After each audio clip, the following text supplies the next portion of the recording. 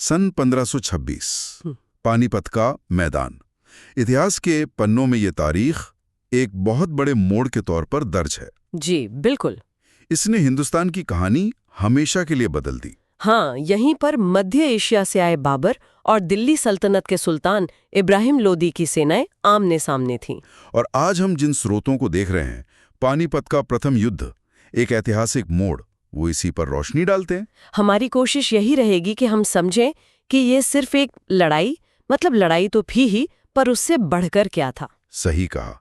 कैसे रणनीति, कैसे नई तकनीक और शायद थोड़ी किस्मत ने मिलकर इतिहास का रुख मोड़ा। और सबसे बड़ा सवाल, कैसे काफी छोटी सेना ने इतनी बड़ी सेना को हरा दिया। चलिए इसी को समझने की कोशिश करते हैं। तो ये वो वक्त था जब बाबर, जिसके वंश में तैमूर और चंगेज खान दोनों का खून था, वो काबुल से हिंदुस्तान का सपना देख रहा था। हाँ, काबुल पर उसका शासन था, पर नजरें दिल्ली पर थी। और दिल्ली में इब्राहिम लोदी। हालात कुछ ठीक नहीं थे शायद। जी, दिल्ली सल्तनत में अंदरूनी कलह बहुत थी। इब्राहिम लोदी, जो आखिरी सुल्तान था, वो अपने ही अफगान सरदारों का भरोसा खो रहा था। अच्छा। हाँ, सत्ता पर पकड़ कमजोर थी। और दिलचस्प बात यह है कि कुछ नाराज सरदारों ने ही बाबर को एक तरह से बुलाया था। ओहो, तो ये बात थी, मतलब घर के भेदी वाला मामला। कुछ हद तक कह सकते हैं।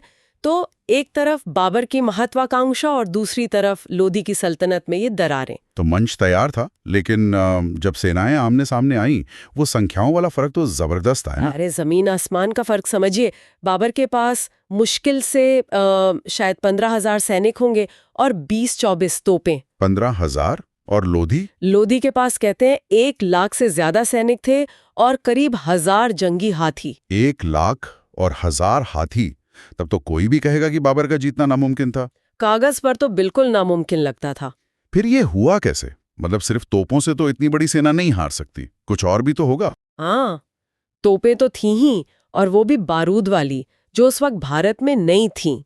मतलब इस पैमाने पर नहीं थी। उस्मानी तुर्कों से सीखी हुई तकनीक शायद। जी हाँ, लेकिन सिर्फ तोपें नहीं, बाबर के पास एक पूरा सिस्टम था। एक तो थी वो मशहूर तुलुगमा रणनीति। तलुगमा, हाँ सुना है इसके बारे में।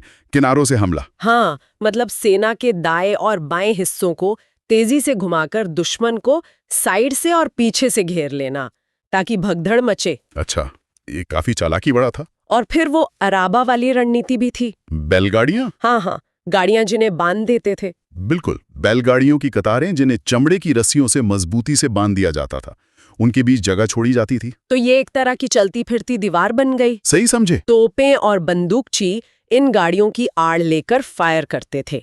इससे उन्हें सुरक्षा मिलती थी, खासकर रीलोडिंग के वक्त। तो मतलब हथियार, रणनीति और एक मजबूत डिफेंस, ये सब मिलाकर काम आया। जी, और फिर आया वो दिन 21 अप्रैल 1526। उस सुबह मैदान पर क्या हुआ होगा?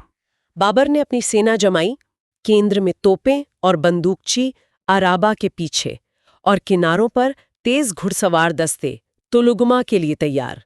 और लोदी की सेना ने हमला किया होगा? हाँ, जैसे ही लोदी की विशाल सेना आगे बढ़ी, बाबर ने तोपें दागने का हुक्म दिया। वो आवाज, वो धुआं, मैदान में तो खलबली मच गई होगी। भयंकर।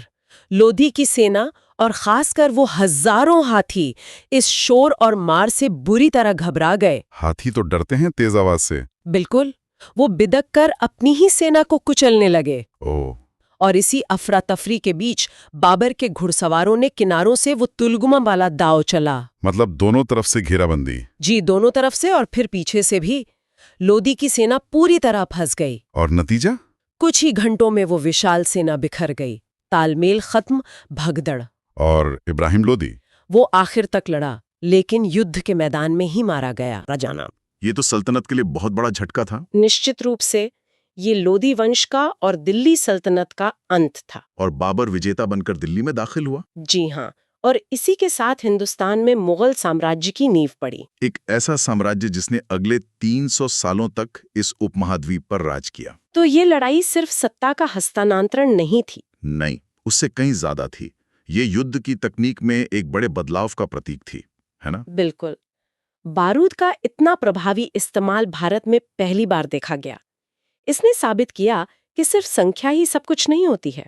बेहतर रणनीति, नई तकनीक और अनुशासन, ये ज्यादा मायने रखते हैं। हाँ, और कुशल नेतृत्व भी। बाबर ने ये सब कर दिखाया। तो कुल मिलाकर पानीपत की ये पहली लड़ाई महज एक जंग नहीं, ये एक नए युग की शुरुआत थी। ये दिखाती है कि कैसे इनोवेशन और स्ट्रैटेजी पुरानी ताकतों पर भारी पड़ सकती है।